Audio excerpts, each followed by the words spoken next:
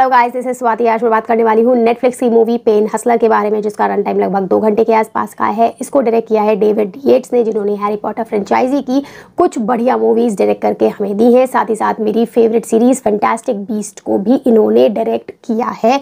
सो मुझे इस मूवी से काफ़ी उम्मीदें थी, जो एज सच तो नहीं टूटी हैं, लेकिन जो इस मूवी की थीम है उसके साथ इसका प्रेजेंटेशन सिंक्रो में नहीं जा रहा है।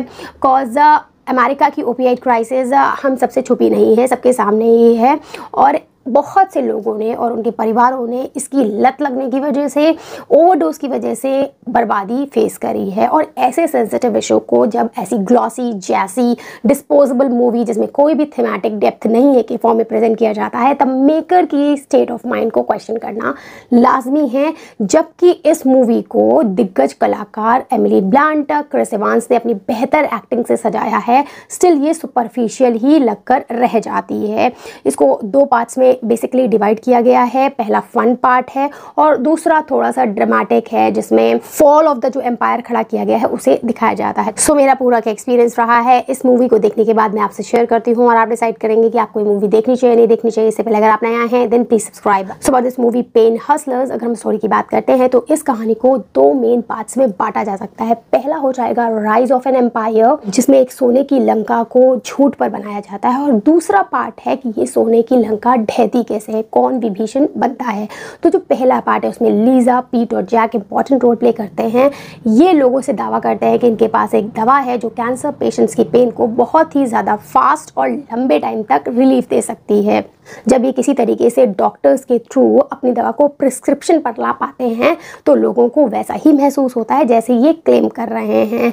जल्दी आराम मिलता है और लंबे टाइम तक। लेकिन ये कुछ बातें छुपा देते हैं जो बहुत ही क्रूशियल होती है कि ये दवा एडिक्शन करती है, और होता भी ऐसे ही है। लोग एडिक्टेड हो जाते हैं और ज़्यादा खरीदते हैं और इनका एम्पायर बढ़ता चला जाता है, यानी लंका बन चुकी है।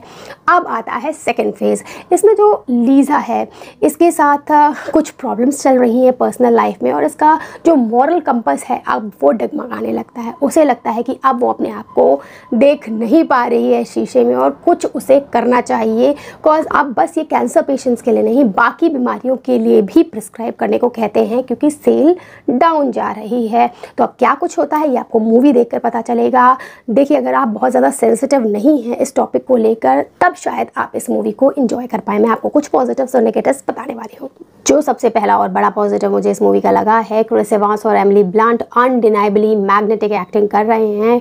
क्रिस एवांस अपने चार्मिंग फेस के थ्रू जितना ज़्यादा विलेनस लग सकते हैं उतना लगने की कोशिश कर रहे हैं। एमिली ब्लंट एज ऑलवेज बहुत ही पावरफुल प्रेजेंस दिखा रही हैं। उनका एक ऑरा है जो आपको मेस्मराइज करता रहता है। इस मूवी की मेन चीज़ एक्टिंग ही है, उसी के कंधों पर ये मूवी खड़ी हुई है।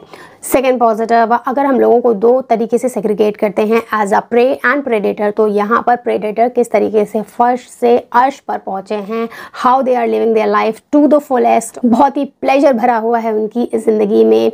इसे बहुत ही बढ़िया तरीके से, फन तरीके से इसमें दिखाया गया है। और अगर आप सेंसिटिव नहीं हैं इस विषय को लेकर, तब आप शायद इस पार्ट को ज़रूर एंजॉय कर पाएँ।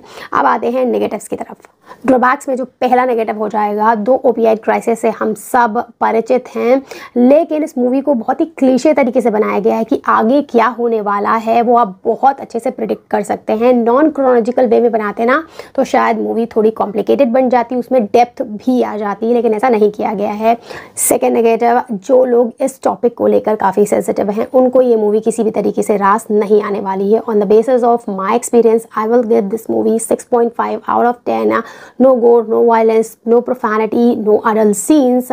अगर इस मूवी की थीम और इसका प्रेजेंटेशन मेकर ने अच्छे से विजुअलाइज किया होता और दोनों सिंक्रो में बैठते तो ये मूवी काफ़ी सक्सेसफुल हो सकती थी। दो इसकी स्टोरी बहुत ही क्लीशे है, लेकिन for the sake of acting I would say कि this movie is one time watch for sure. That's it, bye.